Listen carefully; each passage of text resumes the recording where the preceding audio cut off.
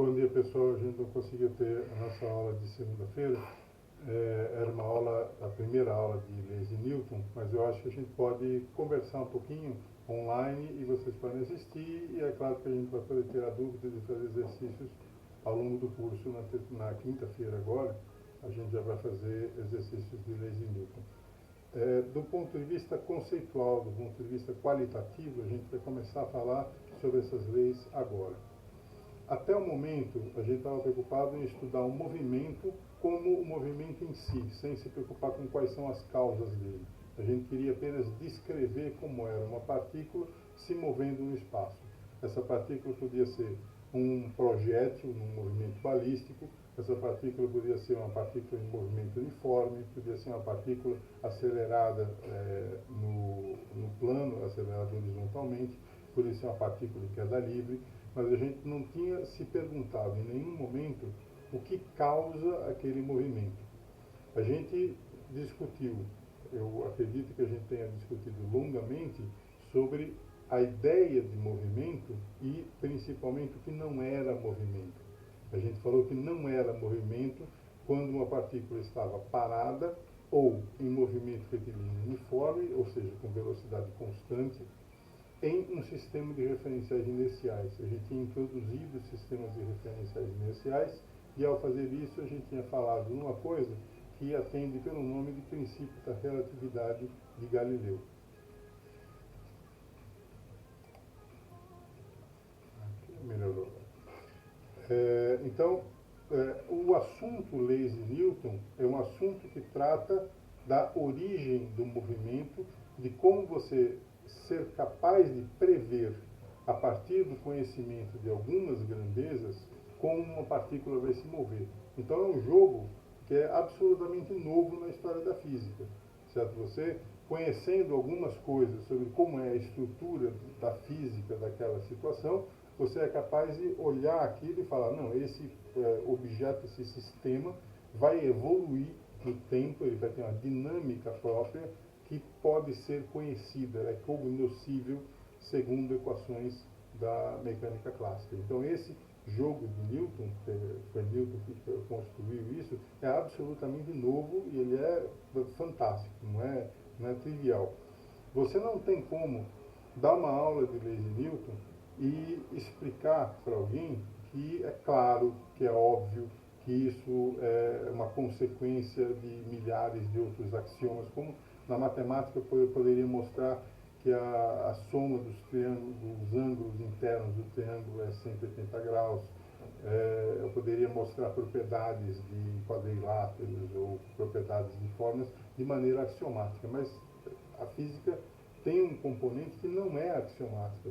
Ela tem axiomas, mas além disso ela também tem a visita à experiência. E a experiência, a natureza, é quem de fato manda qual é a descrição do fenômeno que a gente quer utilizar. Então a gente quer entrar nesse jogo das leis de Newton. Vocês, todo mundo já conhece, não é, que existem 3 leis de Newton. Uma das leis de Newton, a lei da inércia, também ela é equivalente ao princípio da relatividade de Galileu. A gente já encontrou essa lei. A gente encontrou essa lei de maneira intuitiva. A gente intuiu a partir de experiências mentais que o próprio Galileu fez. Então, o que diz essa lei da inércia? É importante. A lei da inércia, ela é importante para você observar sistemas e conseguir montar as suas estruturas. Na prática, a lei operacional é a segunda lei de Newton. A lei da inércia é uma lei qualitativa, é uma lei importante para a gente entender alguns conceitos, mas a lei operacional é a segunda lei de Newton. Então, na lei da inércia, o que a gente tem? Não existe distinção física entre movimentos com velocidade constante relativa um ao outro. A gente pode interpretar a física usando as mesmas leis, e nota que eu coloquei as mesmas leis entre aspas, em sistemas inerciais diferentes. Que era a ideia, a gente já tinha comentado sobre isso, que os sistemas de referenciais inerciais, eles tinham alguma propriedade entre eles, e a propriedade que a gente tinha mostrado que existia era, número 1, vale a lei de adição de velocidades de Galileu, que é a lei de adição de velocidades mais intuitiva que a gente pode imaginar. E tem uma segunda propriedade que em algumas vezes eu mostrei e fiz questão de frisar: a aceleração de um objeto visto de um sistema de referências inerciais em um outro sistema de referências inerciais é a mesma. A aceleração é um invariante por sistema de referências inerciais. E as propriedades dinâmicas de um problema estão associadas com a alteração da velocidade quando observada no mesmo referencial inercial. E emenda isso com o item anterior: a aceleração é a mesma, a aceleração é a variação da velocidade. E a aceleração é a mesma para diferentes referenciais inerciais. Se a aceleração que está associada com a descrição, como eu coloquei aqui, as propriedades dinâmicas estão associadas com a aceleração, e a aceleração é um invariante por referenciais inerciais, então em referenciais inerciais a gente vai poder usar o mesmo tipo de lei. E esse mesmo tipo de lei vai promover a dinâmica. Isso por que aceleração, professor? Porque a natureza faz com que seja, a natureza selecionou a aceleração como sendo a grandeza relevante para discutir movimento. Na física aristotélica não era aceleração, na física aristotélica era velocidade, mas a física aristotélica não descreve o mundo tão bem quanto a mecânica newtoniana. Então hoje a gente compreende que a aceleração é, de fato, a grandeza relevante. E aí, então, a lei da inércia trata de problemas em que não tem aceleração. A velocidade relativa é constante. Então, se ela não muda, não tem aceleração. Se você tem sistemas de referenciais inerciais, um com relação ao outro, ou eles estão parados, ou eles estão em movimento relativo retilíneo uniforme, um com relação ao outro. E essa a linguagem mais comum, mais usada para a lei da inércia. Se você olhar os livros de ensino médio, principalmente, você vai descrever a lei da inércia dizendo que o estado natural do corpo, na ausência de forças externas, parado ou em movimento relativo uniforme. E o que está codificado nisso é que o sistema, você está observando o mundo em sistemas de referenciais inerciais, e em sistemas de referenciais inerciais a aceleração não muda. Mas a lei dinâmica, que é chamada princípio fundamental da dinâmica, muitas vezes em muitos livros, é a segunda lei de Newton. Essa lei, ela tem um monte de conteúdo. A gente vai fazer vários exercícios referentes a essa lei. E essa lei descreve uma coisa que é uma causa do movimento. A gente sabe que o movimento não trivial, o movimento trivial é parado, o movimento retilíneo uniforme. Qualquer outro movimento é um movimento não trivial. Uma queda livre é um movimento não trivial. Um movimento circular uniforme é um movimento não trivial. Nenhum deles tem velocidade constante. E o que está acontecendo nesse movimento? Aí Newton hipotetiza que o movimento ele tem uma dinâmica que ela é determinada pela variação da velocidade em um mesmo sistema de coordenadas e em um referencial inercial. E aí ele escreve uma expressão que é mais um símbolo do que uma expressão. Aplicar essa expressão envolve você entender a semântica dela, entender o que ela significa cada um dos pedaços dela. Então, você, nesse momento, você define o que é força.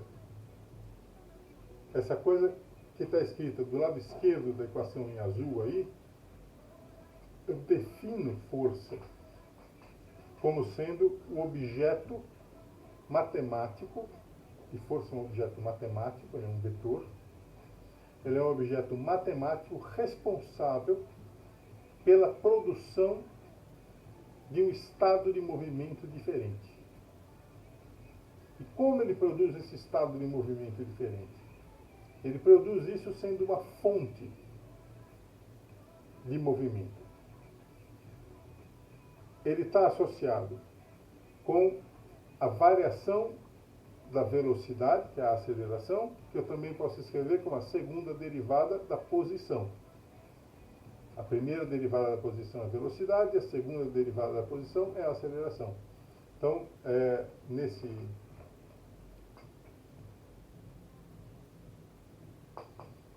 pedacinho aqui,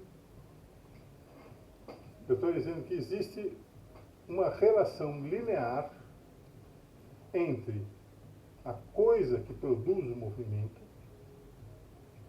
e a aceleração da partícula. E como esse pedacinho aqui é a aceleração, eu posso escrever do outro lado massa vezes aceleração. E que massa é essa? O que é massa? Nesse momento, as duas coisas estão surgindo. Está surgindo o conceito de força e está surgindo o conceito de massa. E eles só podem ser entendidos segundo a única equação onde eles aparecem. E é nessa equação em que eles aparecem.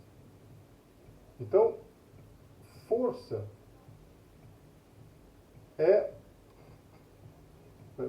nessa equação, força é uma fonte de alteração de estado de movimento. E massa é uma constante de proporcionalidade,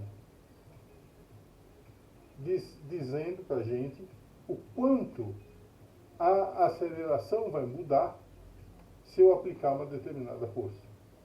Então, se eu tiver uma massa muito grande, eu preciso colocar uma força muito grande para produzir uma alteração de velocidade grande. Se eu tiver uma massa muito pequena, eu posso produzir uma força pequena, e essa força pequena pode dar origem a alterações grandes da aceleração. Essa massa que aparece na lei de Newton se chama massa inercial. O inercial está associado com a primeira lei de Newton. Ela diz o quanto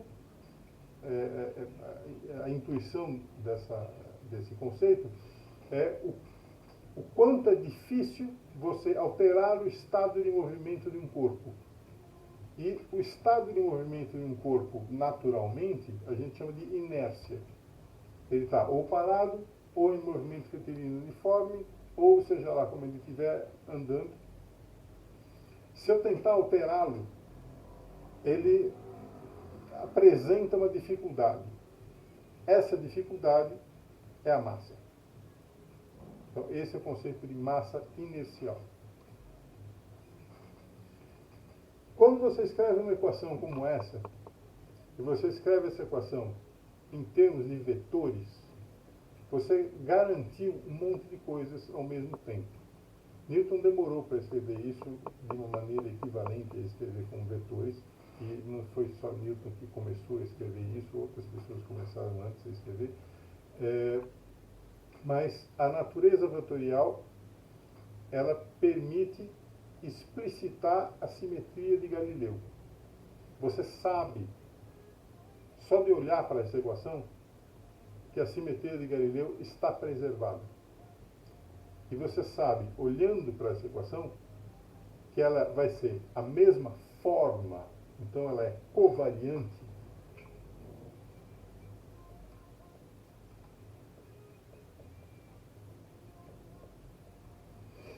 Ela é covariante em todos os sistemas de referenciais inerciais. Por que eu sei disso?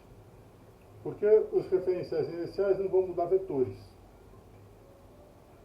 E a aceleração vai ter sempre o mesmo valor.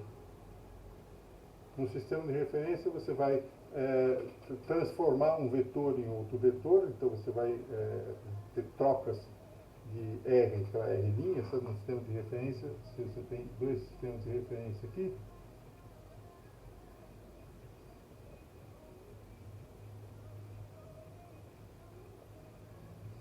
Posso escrever um R minha, que são em princípio diferentes. Mas se esses dois caras são sistemas de referenciais inerciais, eu sei que a segunda derivada de R, com relação ao tempo, é igual à segunda derivada de R' com relação ao tempo. Que é uma coisa que a gente viu algumas vezes ao longo da aula. Então, essa lei, ela codifica expressamente a simetria do problema, a simetria física que a gente acredita que é a simetria da natureza, nesse caso, que é a simetria de Galileu. Então, a força que aparece na lei de Newton, ela é a força responsável pelo movimento com a qual todos os referenciais inerciais concordam. Essa força é muito frequente, embora a gente escreva várias vezes, a gente escreva essa expressão aqui,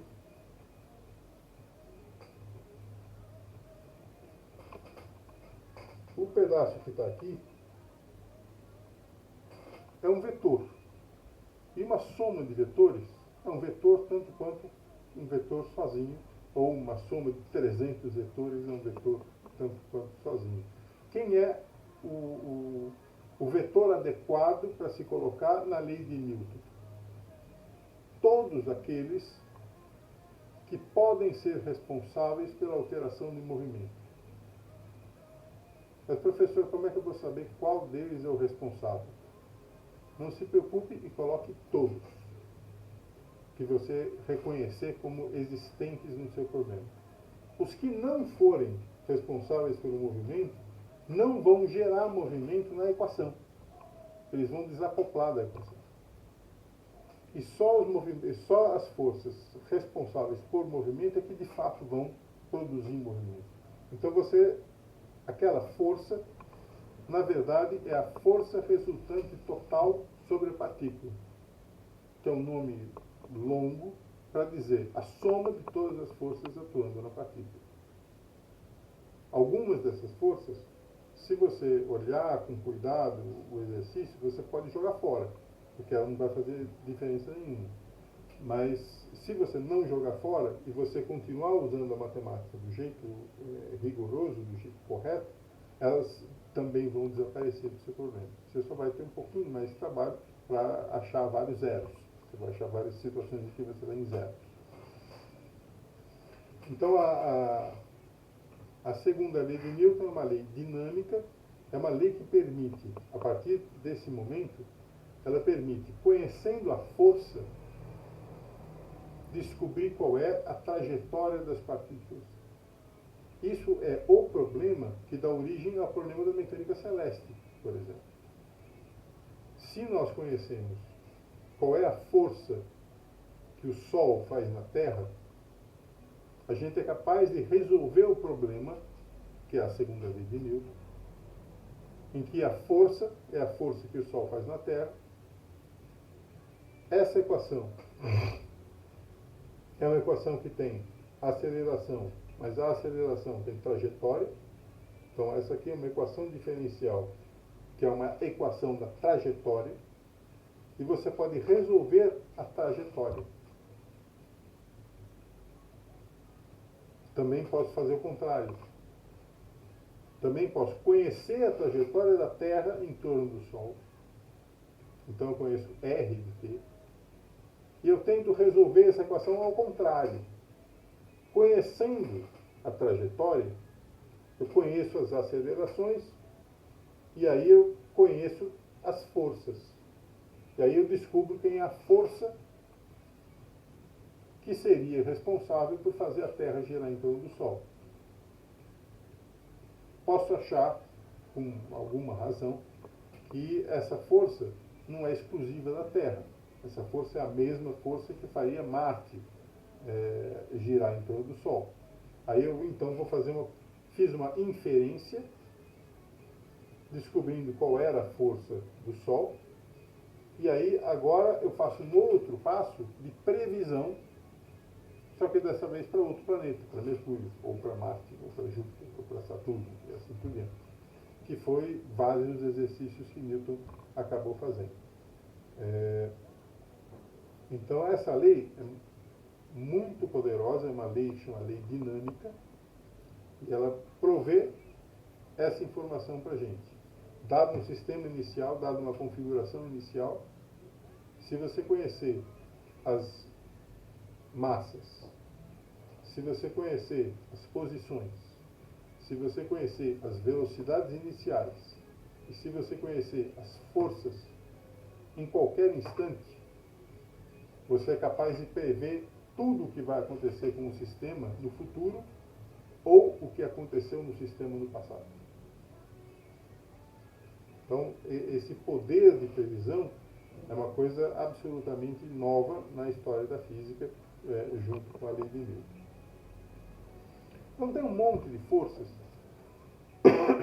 que são forças que surgem bastante ao longo dos cursos.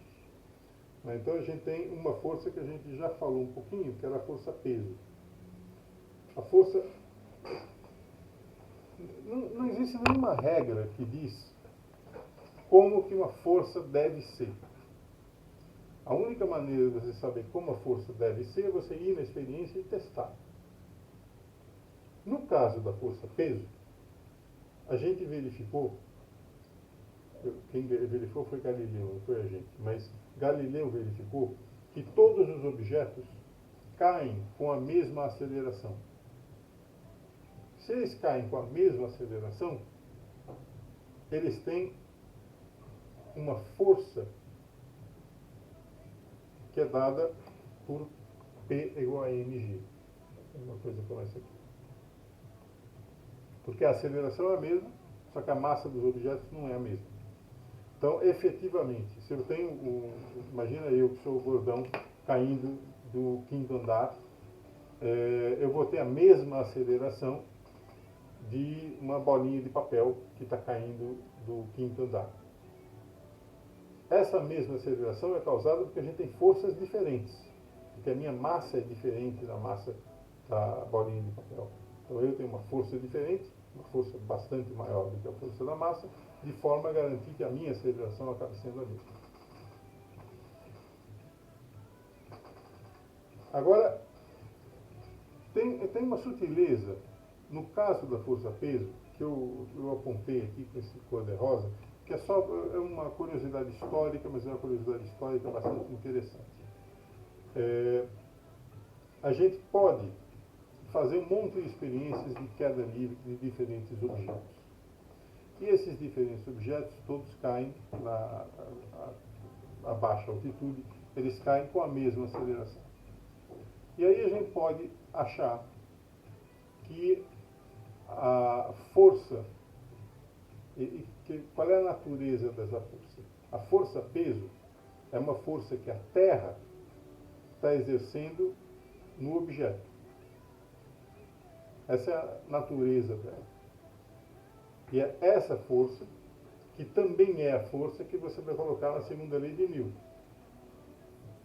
Mas como origem, ela é uma força em que a Terra está exercendo uma força sobre ela, sobre o objeto. E você tem ali uma constante de proporcionalidade que as pessoas chamam de massa. Essa massa que aparece na força-peso tem um outro nome. Ela chama massa gravitacional, porque ela está associada com a Terra. Galileu ou Newton não podiam sair da Terra e verificar se na Lua isso seria diferente ou não. Então eles intuíram que era a mesma coisa.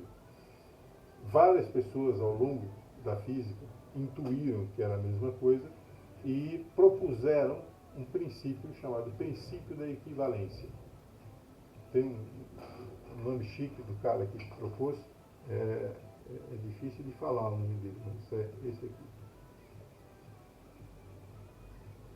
Ethos.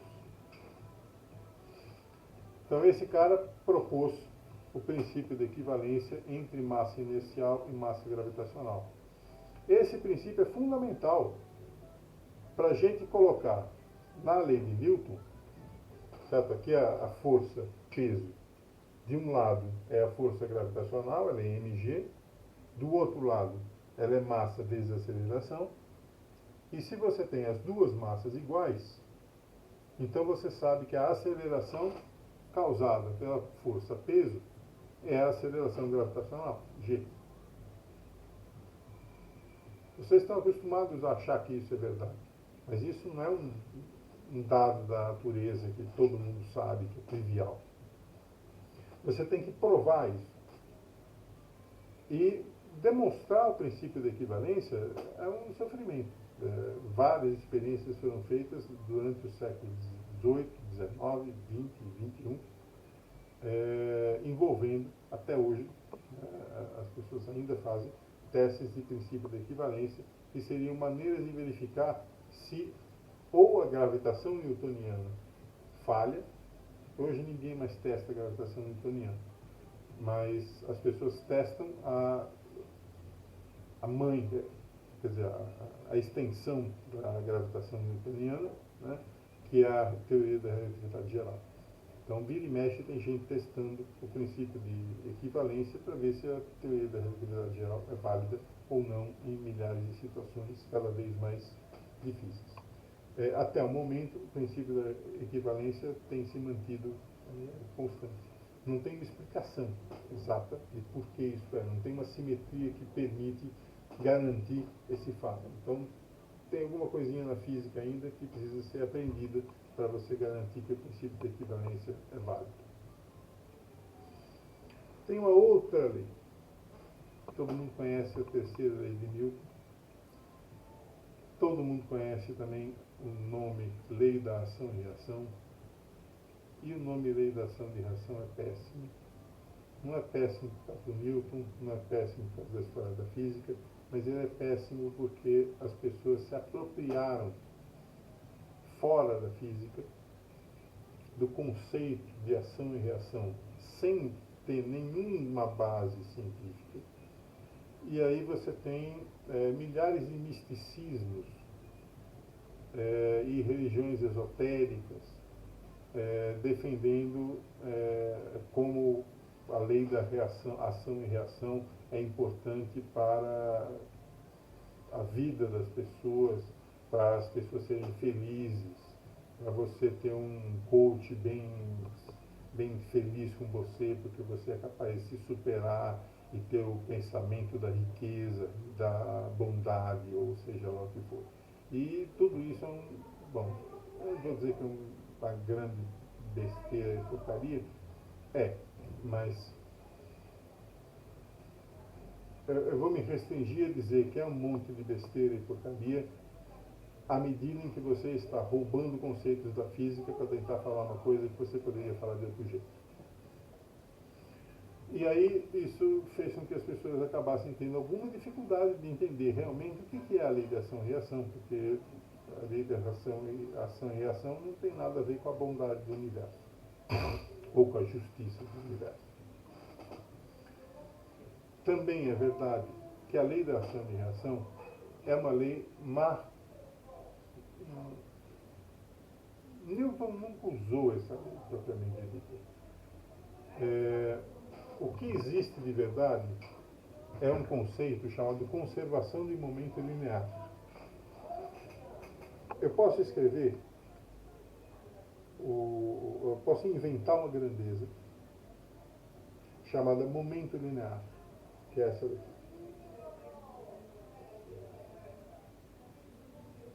Se eu inventar essa grandeza, e Newton inventou essa grandeza, se eu inventar essa grandeza, momento linear, que é massa vezes velocidade, eu posso escrever a segunda lei de Newton como a expressão que está aqui, como a derivada de P dt. Se você tiver ausência de forças externas, o termo que tem F é zero. porque não tem força externa. Então essa equação vira dp dt igual a zero. E a derivada de uma coisa ser zero implica em que a coisa é constante. Porque só a derivada de uma constante que é zero. Sempre, em todos os casos. Uma derivada pode ser pontualmente zero em algum lugar. Mas se ela é zero em todo lugar, é porque a coisa é constante. Então, dizer que na ausência de forças externas eu tenho conservação de momento é a mesma coisa que dizer a lei da ação e reação. A lei da reação vocês estão acostumados a... Não é para abandonar o que você tem na mente de vocês, certo? Mas a lei da reação, ação e reação é aquela lei que você dá um soco na parede e a sua mão dói. A parede pode doer, mas a sua mão também dói, porque a sua mão exerceu uma força na parede e a parede exerceu uma força na sua mão e, obviamente, essa força que a parede exerceu na sua mão fez a sua mão doer. A parede também deve estar doendo, ele só não está reclamando. Essa ideia não está errada, essa ideia está correta. Ela não é correta sempre. Existem casos em um escopo diferente do escopo do curso de Física 1, principalmente no escopo do curso de Física 3, em que você tem forças que não têm a reação. Ela tem a ação, mas ela não tem a reação. A reação dela está acontecendo de um jeito estranho em um outro lugar, e esse jeito estranho em um outro lugar, na verdade, significa conservação de momento. Isso acontece com... sempre que eu tiver forças de contato, a lei da ação e reação é o que você acha que é a lei da ação e reação. Você dá um tapa num lugar e o negócio dá um tapa equivalente na sua mão e é por isso que você sente a dor. Você chuta uma bola, a bola chuta você e assim por diante. Sempre que for força de contato. Quando as forças não são de contato, isso não é mais verdade. Então, se a gente vai lidar com problemas, como o problema da gravitação, não é a lei da ação e reação não é útil para discutir o problema da gravitação, porque a gravitação não é a força de contato. Discutir problemas de força elétrica ou força magnética também não é um bom problema para se estudar com lei de ação e reação, porque são não são forças de contato, são forças à distância. Mas intuitivamente dá mais ou menos a mesma coisa.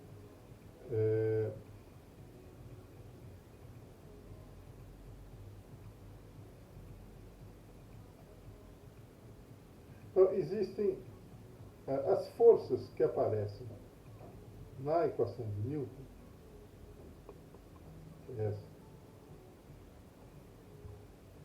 podem ser qualquer coisa. São elas as responsáveis pela dinâmica do sistema. Então, onde entra física? Física entra na forma da força. Cada força veio de um fenômeno físico diferente. Por exemplo, uma força veio da força-peso. Então, em princípio, você poderia ter uma infinidade de forças diferentes para colocar, e tem infinidade de forças diferentes para você colocar na lei de Newton e estudar os diferentes movimentos possíveis nos diferentes campos de força possível. Mas, numa primeira aula de lei de Newton, é importante lembrar que, embora você tenha uma quantidade infinita de forças diferentes, todas elas recaem no mesmo conjunto um pequeno conjunto de forças disponíveis. Seja lá qual for a força que você puder imaginar, do ponto de vista de física fundamental, ela só pode ser uma das 4 forças possíveis. Existem 4 interações básicas da natureza e as forças, seja elas quais forem, são uma dessas 3 forças.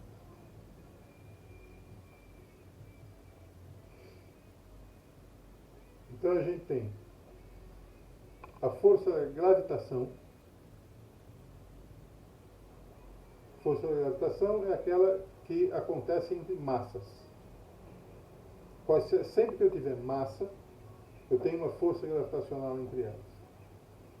Massa é o que se chama, massa é a carga gravitacional.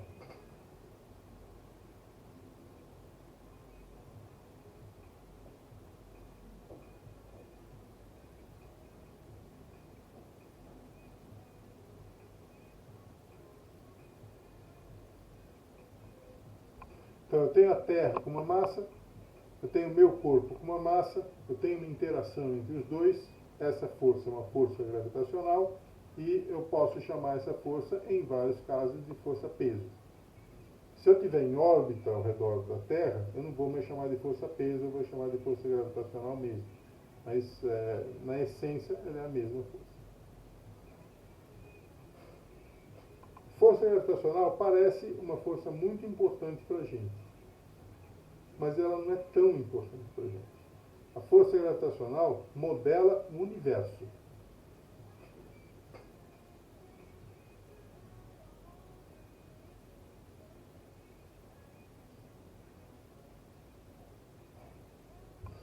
Mas ela não modela a nossa vida.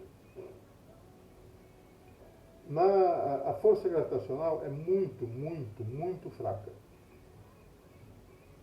Apesar de a gente cair graças à força gravitacional, se você parar para pensar na força relativa dela, ela é muito fraca. A gente vai ver já isso em um exemplo intuitivo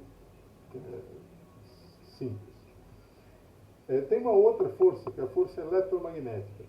A força entre cargas elétricas e cargas magnéticas. Do ensino médio, vocês sabem que ela tem uma força, ela tem uma expressão que parece isso aqui também.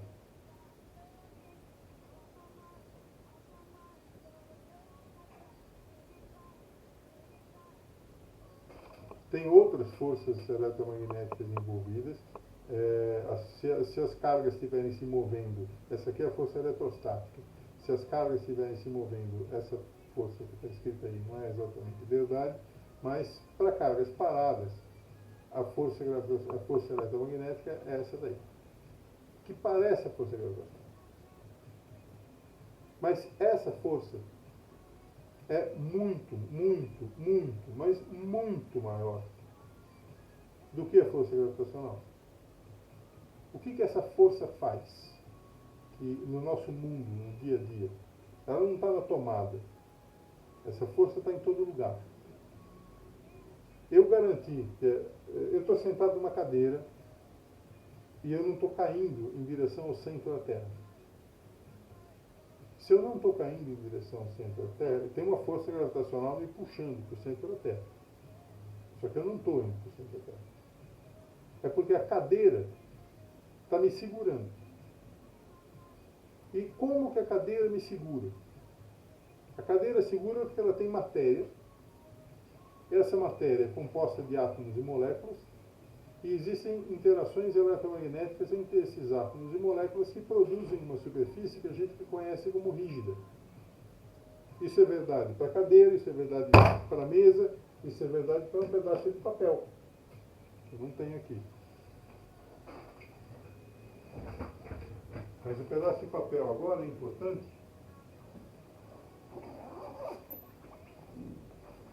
O pedaço de papel é importante e desapareceu.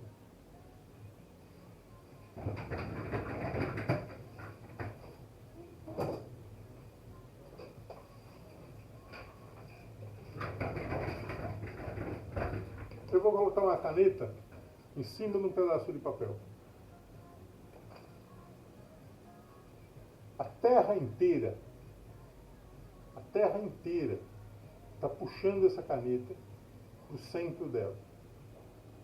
E eu estou compensando toda a força que a Terra inteira faz com um pedaço de papel.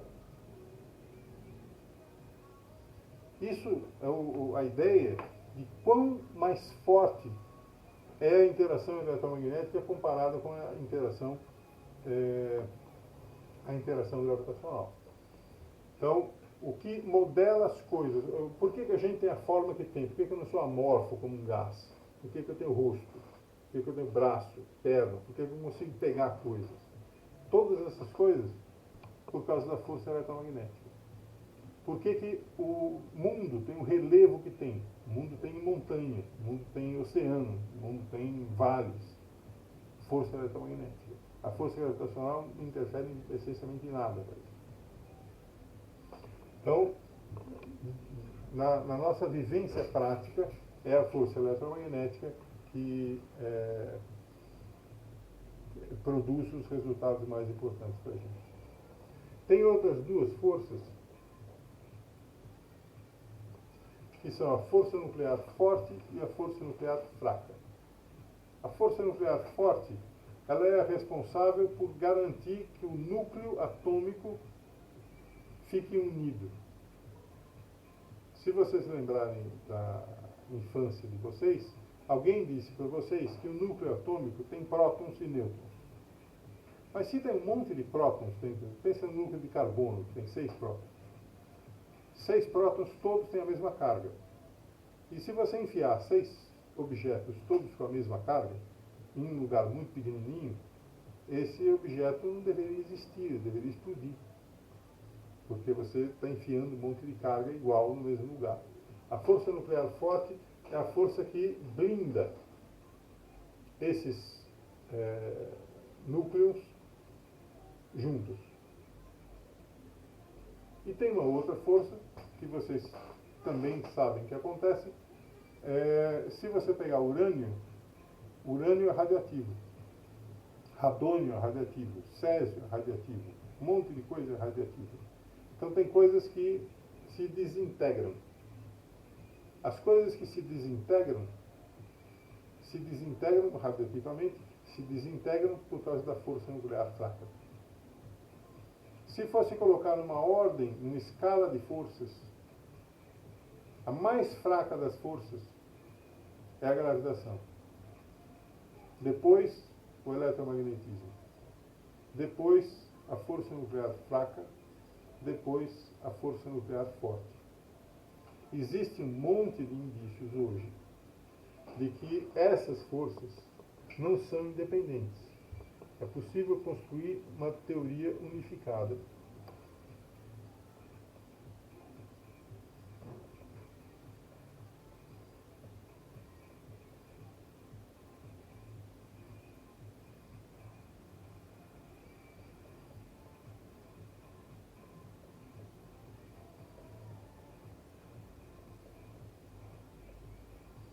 A teoria unificada de interações elementares que junta eletromagnetismo, força nuclear fraca e força nuclear forte. Isso é o que a física de partículas hoje faz. Ainda não existe, mas é possível que exista em algum tempo não muito longo, uma teoria que unifique a gravitação com as outras três. Mas, por enquanto, nenhuma tentativa foi sucessivamente satisfatória. Agora, quando a gente fala de lei de Newton e de aplicação na vida real, a gente não vai falar do eletromagnetismo, da força nuclear fraca, da força nuclear forte. Essas são as forças fundamentais. Todas as outras forças que você puder imaginar são consequência delas. Mas não quer dizer que seja útil você partir da força mais fundamental para resolver um problema. Quando você pensa em atrito, por exemplo, atrito é, você esfrega sua mão na mesa, você sente uma resistência em continuar passando a sua mão. Esse atrito é eletromagnético. Ele é a relação, ele é a interação entre os seus átomos e moléculas da mão com os seus átomos e moléculas da superfície que você está passando. Então, ela é eletromagnética. Agora, faz sentido eu estudar isso como uma teoria fundamental de eletromagnetismo? Não, porque não é possível resolver esse problema. Esse é um problema de muitos corpos Muitos corpos é o número de avogados de corpos. Certo? Então são 10 a 26 átomos, 10 a 30 átomos, e você não vai conseguir resolver um sistema que tem 10 a 30 equações. Então você pode fazer aproximações para o atrito estático, para o atrito dinâmico. O atrito viscoso, a mesma coisa. O atrito viscoso é aquele que acontece no ar, ou que acontece na água, ou no óleo, ou em algum líquido, né? Que você vê também a resistência do ar. Né? Como a resistência do ar pode frear um determinado movimento. Você vai analisar isso em termos de moléculas individuais do ar? Não, porque você não vai saber fazer isso. Você vai utilizar um modelo de atrito viscoso que seja uma aproximação da natureza. Quando a gente for falar sobre cordas, para fazer vários exercícios de lei de Newton, a gente vai precisar usar cordas, e as nossas cordas têm que ter algumas propriedades para facilitar a nossa vida. A gente vai ver depois por que são propriedades importantes, mas as nossas cordas são inextensíveis e sem massa. A nossa corda não muda de tamanho, você não consegue esticar a corda. Toda a corda que a gente vai usar é uma corda tão rígida que você não consegue esticar. E, ao mesmo tempo, tem uma massa desprezível com relação a todas as massas do sistema. Agora, essa é um pouquinho fácil de entender por quê. Tudo que tiver massa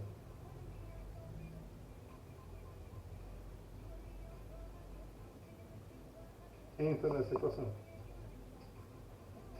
Porque aqui tem massa. Então, se eu tiver qualquer objeto com massa, eu tenho que incluir esse objeto na lei de Newton. E aí eu tenho que incluir todos os objetos com massa na lei de Newton. Se eu tenho cordas com massa, eu preciso incluir as cordas com massa na lei de Newton também. E isso pode ficar cada vez mais difícil. Então as nossas cordas vão ser inextensíveis e sem massa. Quando eu tiver polias, polia é aquele negócio de puxar peso, sabe? As nossas polias também têm massa nula. Por que elas têm massa nula? Porque assim elas não entram na segunda lei de Newton. E elas não giram. Polia da sua academia gira. Só que uma coisa que está girando tem um movimento. E tem um movimento acelerado. Então você tem que levar isso em conta. A gente não vai fazer isso agora. A gente vai considerar polias quando falar de rotações depois. Mas no momento, para falar de leis de Newton agora, as nossas polias não giram, elas têm massa nula e elas escorregam perfeitamente.